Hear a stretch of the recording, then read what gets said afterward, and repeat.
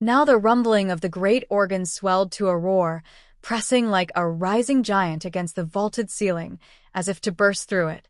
Frieder bent his head backward, his wide open, burning eyes staring unseeingly upward. His hands shaped music from the chaos of the notes, struggling with the vibration of the sound that stirred him to his innermost depths. He had never been so close to tears in his life and, blissfully helpless, he yielded himself to the glowing moisture that dazzled his vision. Above him stood the vault of heaven in lapis lazuli. Hovering within it was the 12-fold mystery of the zodiac signs in gold. Set higher above them were the 7 crowned ones, the planets. High above all was a silver shining galaxy of stars, the universe. Before the tear-filled eyes of the organist, the stars of heaven began their solemn, mighty dance to his music. The crashing waves of notes dissolved the room into nothingness. The organ Frieder played now seemed to stand in the middle of the sea. It was a reef upon which the waves foamed, carrying crests of froth as they dashed violently onward, and the 7th wave was always the mightiest. Yet high above the sea, which bellowed in the uproar of the waves, the stars of heaven continued their solemn, mighty dance. Shaken to her core, the old earth startled from her sleep. Her torrents dried up, her mountains crumbled to ruin. From the ripped open depths fire welled up, the earth burned with everything she bore. The waves of the sea became waves of fire. The organ flared up into a roaring torch of music. The earth, the sea, and the hymn-blazing organ crashed inward and turned to ashes. But high above the deserts and the empty spaces where creation had burned, the stars of heaven still danced their solemn, mighty dance. Then, from the gray, scattered ashes, on trembling wings unspeakably beautiful and solitary, rose a bird with jeweled feathers. It uttered a mournful cry. No bird that ever lived could have mourned so agonizingly. It hovered above the ashes of the completely ruined earth. It hovered hither and thither, not knowing where to settle. It hovered above the grave of the sea and above the corpse of the earth. Never, since the sinning angel fell from heaven to hell, had the air heard such a cry of despair. Then, from the solemn, mighty dance of the stars, one freed itself and neared the dead earth. Its light was gentler than moonlight and more imperious than the light of the sun. Among the music of the spheres, it was the most heavenly note. It enveloped the morning bird in its beloved light, as strong as a deity, crying, "To me, to me." Then the jeweled bird left the grave of the sea and earth, surrendering its sinking wings to the powerful voice that bore it. Moving in a cradle of light, it swept upward and sang, becoming a note of the spheres, vanishing into eternity. Frieder let his fingers slip from the keys. He bent forward and buried his face in his hands, pressing his eyes until he saw the fiery dance of the stars behind his eyelids. Nothing could help him, nothing. Everywhere, in an agonizing, blissful omnipresence, stood that one countenance in his vision. The austere countenance of the Virgin, the sweet countenance of the Mother, the agony and the desire with which he called and called for the one single vision for which his racked heart had no name except the eternal. You. He let his hands drop and raised his eyes to the heights of the beautifully vaulted room where his organ stood. From the sea-deep blue of the heavens, from the flawless gold of the heavenly bodies, and from the mysterious twilight around him, the girl looked at him with the deadly severity of purity, entirely maid and mistress, inviolability and graciousness itself, her beautiful brow wearing a diadem of goodness, her voice pure pity, every word a song. Then she would turn, leave, and vanish, never to be found again. Nowhere. You, the man cried out. The captive note struck against the walls, finding no way out. Now the loneliness was no longer bearable. Frieda stood up and opened the windows. The industrial works lay in a quivering brightness before him. He pressed his eyes shut, standing still, hardly breathing. He felt the proximity of the servants, who stood silently, waiting for the command that would permit them to come to life. There was one among them, slim, with his courteous face and an expression that never changed. Frieda knew of him.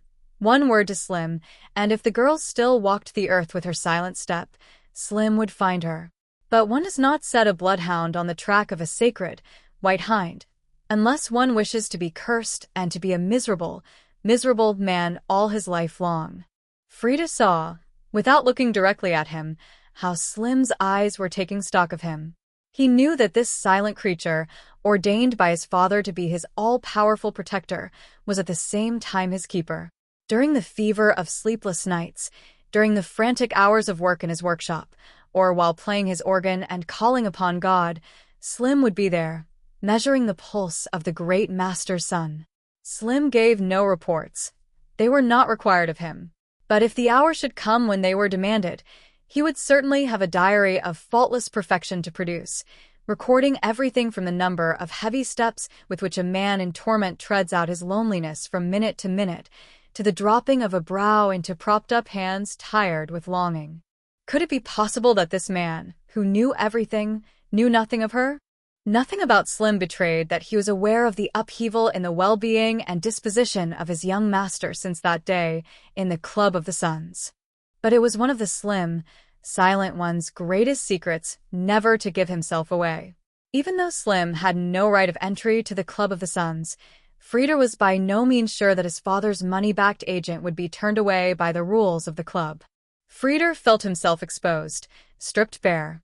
A cruel brightness that left nothing concealed bathed him and everything in his workshop, which was almost the highest room in Metropolis. "I wish to be quite alone," he said softly. Silently, the servants vanished. Slim left too. But all those doors, which closed without the least sound, could also be opened again to the narrowest chink without making a sound. His eyes aching, Frida checked all the doors of his workroom. A bitter smile drew down the corners of his mouth. He was a treasure to be guarded as crown jewels are guarded, the son of a great father, and the only son. Really the only one? Really the only one?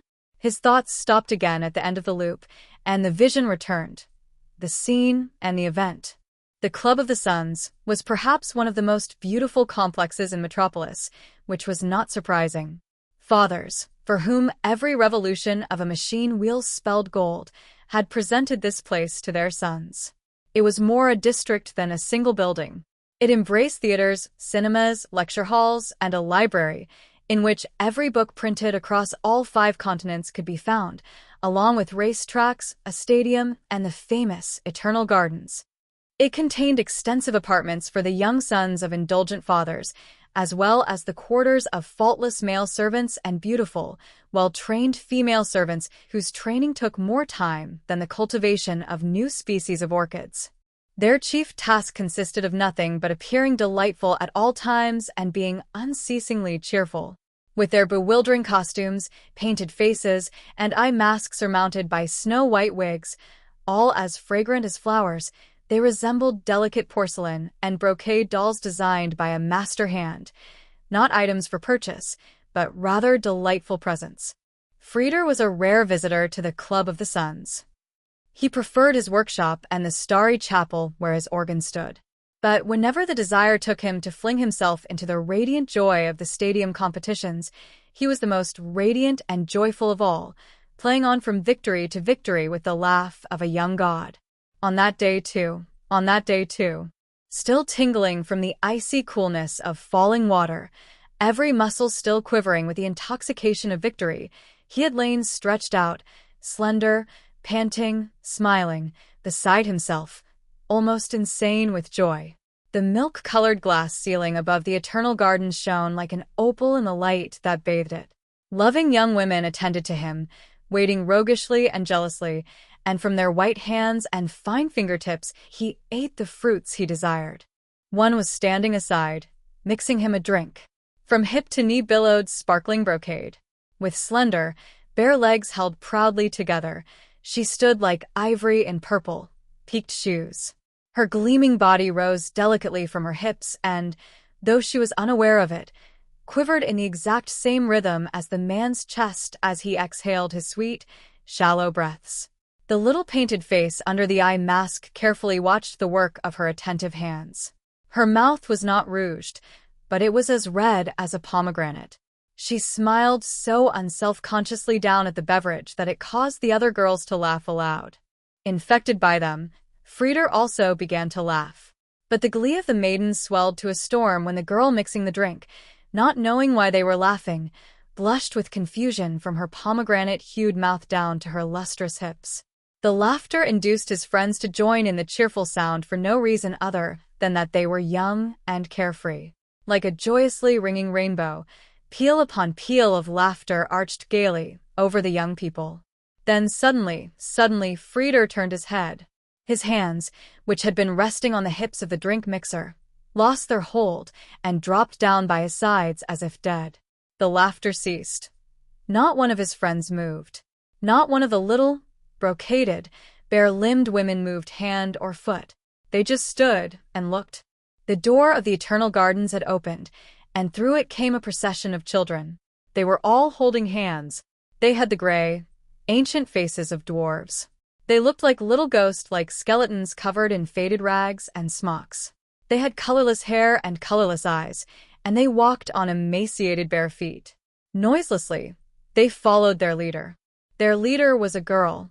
She possessed the austere countenance of the Virgin, the sweet countenance of the Mother. She held a skinny child by each hand.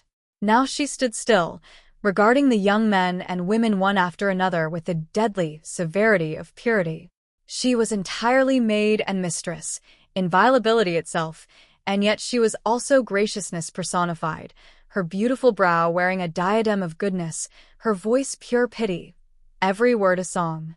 She released the children, stretched forward her hand toward Frieder and his friends, and said to the children, "Look, these are your brothers." And, motioning toward the children, she said to the friends, "Look, these are your brothers." She waited. She stood perfectly still, and her gaze rested upon Frieder. Then the servants came, and the doorkeepers arrived. Between those walls of marble and glass, under the opal dome of the Eternal Gardens, there reigned for a short time an unprecedented chaos of noise, indignation, and embarrassment. The girl appeared to still be waiting. Nobody dared to touch her, though she stood so defenseless among the gray, ghostly children. Her eyes rested perpetually on Frieder. Then she took her eyes from his and, stooping a little, took the children's hands again, turned, and led the procession out. The door swung shut behind her. The servants disappeared with many apologies for not having been able to prevent the occurrence. All was emptiness and silence. Had those before whom the girl appeared with her gray procession of children not had so many witnesses to the event, they would have been inclined to chalk it up to a hallucination. Near Frieder, upon the illuminated mosaic floor, cowered the little drink mixer, sobbing uncontrollably. With a leisurely movement, Frieder bent toward her and suddenly snatched the narrow black mask from her eyes. The drink mixer shrieked as though caught in stark nudity. Her hands flew up, clutching the air, and remained hanging stiffly. Her little painted face stared, horror-stricken at the man. The eyes, now exposed, were senseless, completely empty. The little face, stripped of the charm of the mask, looked entirely uncanny. Frieder dropped the black piece of fabric. The drink mixer pounced quickly upon it, hiding her face. Frieder looked around him. The Eternal Gardens scintillated. The beautiful beings in it, even if temporarily thrown off balance, shone in their well-cared-for elegance and cleanly abundance. The scent of freshness that pervaded the space was like the breath of a dewy garden. Frieder looked down at himself. He wore, like all the youths in the House of the Suns, the white silk that they wore but once, and the soft, supple shoes with noiseless soles. He looked at his friends. He saw these beings who never wearied unless from sport, who never sweated unless from sport, who were never out of breath unless from sport, beings who required their joyous games just so their food and drink might agree with them, so they could sleep well and digest easily. The tables at which they had all eaten were laid, as before, with untouched dishes. Wine, golden and purple, embedded in ice or kept warm, was right there, offering itself just like the loving young women. Now the music was playing again. It had been silenced when the girlish voice spoke those 5 soft words. "Look, these are your brothers." And once more, with her eyes resting on Frieder, "Look, these are your brothers." Like a suffocating man, Frieder sprang up. The masked women stared at him. He dashed to the door, running along passages and down steps until he came to the entrance. Who was that girl? Perplexed shrugs. Apologies. The occurrence was inexcusable, and the servants knew it. Dismissals would be distributed in plenty. The major domo was pale with anger. I do not wish, Frieder said, gazing into space, for anyone to suffer for what has happened. Nobody is to be dismissed. I do not wish it. The major domo bowed in silence. He was accustomed to whims in the Club of the Suns. Who is the girl? Can nobody tell me? No. Nobody. But if an inquiry were to be made? Frieder remained silent. He thought of Slim. He shook his head, first slowly, then violently. No. One does not set a bloodhound on the track of a sacred white hind. Nobody is to inquire about her, he said tonelessly. He felt the soulless glance of the hired stranger on his face. He felt poor and besmirched. In an ill temper that rendered him as wretched as if he had poison in his veins, he left the club. He walked home as though going into exile. He shut himself up in his workroom and worked. At night, he clung to his instrument and forced the monstrous solitude of Jupiter and Saturn down to him. Nothing could help him. Nothing. In an agonizing, blissful omnipresence stood the one, single countenance before his vision. The austere countenance of the Virgin, the sweet countenance of the Mother. A voice spoke. Look, these are your brothers. And the glory of the heavens was nothing, and the intoxication of work was nothing. Even the conflagration that wiped out the sea could not wipe out the soft voice of a girl. Look, these are your brothers. My God, my God. With a painful, violent jerk, Frieder turned around and walked up to his machine. Something like deliverance passed across his face as he considered this shining creation, which waited only for him, and of which there was not a steel link, a rivet, or a spring that he had not calculated and created himself. The creature was not large, appearing even more fragile because of the huge room and the flood of sunlight in which it stood. But the soft luster of its metal and the proud swing with which its front section seemed to raise itself to leap, even when completely still, gave it something of the beautiful divinity of a flawless animal that is entirely fearless because it knows it is invincible. Frieder caressed his creation. He pressed his head gently against the machine. With ineffable affection, he felt its cool, flexible members. Tonight, he said, I shall be with you. I shall be entirely enveloped by you. I shall pour out my life into you, and shall fathom whether or not I can bring you to life. Perhaps I shall feel your throb and the commencement of movement in your controlled body. Perhaps I shall feel the giddiness with which you throw yourself out into your boundless element, carrying me, the man who made you, through the huge sea of midnight. The 7 stars will be above us, along with the sad beauty of the moon. Mount Everest will remain a mere hill below us. You shall carry me, and I shall know. You carry me as high as I wish. He stopped, closing his eyes. The shudder that ran through him was imparted as a thrill to the silent machine. But perhaps, he continued without raising his voice, perhaps you notice, my beloved creation, that you are no longer my only love. Nothing on earth is more vengeful than the jealousy of a machine that believes itself neglected. Yes, I know that you are imperious mistresses. Thou shalt have no other gods but me. Am I right? A single thought apart from you, you feel it at once and become perverse. How could I keep it hidden from you that all my thoughts are not with you? I can't help it, my creation. I was bewitched, machine. I press my forehead upon you, and yet my forehead longs for the knees of the girl whose name I do not even know. He ceased speaking and held his breath. He raised his head and listened. Hundreds and thousands of times had he heard that same sound in the city, but hundreds and thousands of times, it seemed to him, he had never truly comprehended it. It was an immeasurably glorious and transporting sound, as deep, rumbling, and more powerful than any other sound on earth. The voice of the ocean when it is angry, the voice of crashing torrents, or the voice of a very close thunderstorm would be miserably drowned in this behemoth din. Without being shrill, it penetrated all walls, and as long as it lasted, all things seemed to vibrate within it. It was omnipresent, coming from the heights and from the depths, being both beautiful and horrible, an irresistible command. It was high above the town. It was the voice of the town. Metropolis raised her voice. The machines of Metropolis roared. They wanted to be fed. Frieder pushed open the glass doors. He felt them tremble like strings under the strokes of a bow. He stepped out onto the narrow gallery that ran around this, almost the highest house in Metropolis. The roaring sound received him, enveloped him, never coming to an end.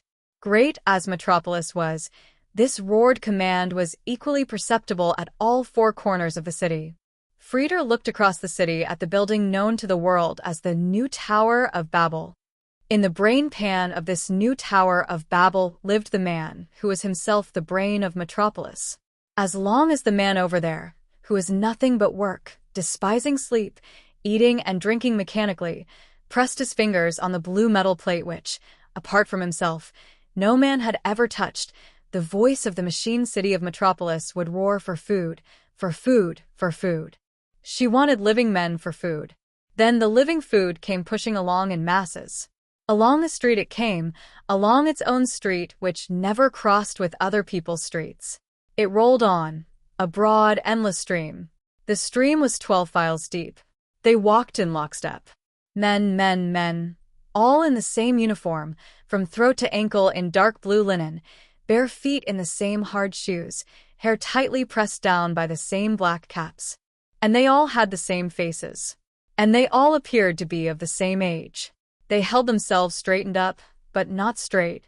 They did not raise their heads. They pushed them forward. They planted their feet forward, but they did not truly walk.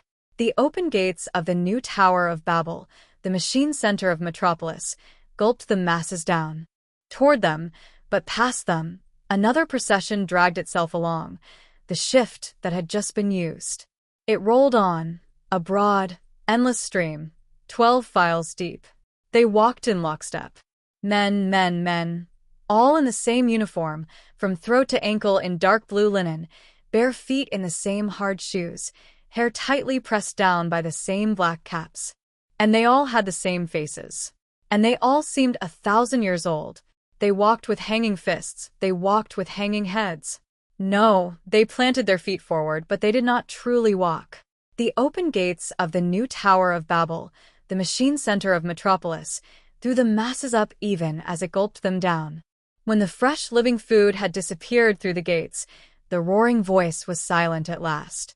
Then the never-ceasing, throbbing hum of the great Metropolis became perceptible again, producing the effect of silence and deep relief. The man who was the great brain in the brain pan of Metropolis had ceased to press his fingers on the blue metal plate. In 10 hours, he would let the machine brute roar anew. And in another 10 hours, again. And always the same, without ever loosening the 10-hour clamp. Metropolis did not know what Sunday was. Metropolis knew neither high days nor holidays. Metropolis had the most saintly cathedral in the world, richly adorned with Gothic decoration. In times of which only the chronicles could tell, the star-crowned Virgin on its tower used to smile like a mother from out of her golden mantle, deep down upon the pious red roofs. The only companions to her graciousness were the doves that used to nest in the gargoyles of the waterspouts, and the sinfully magnificent bells named after the 4 archangels, of which Saint Michael was the grandest.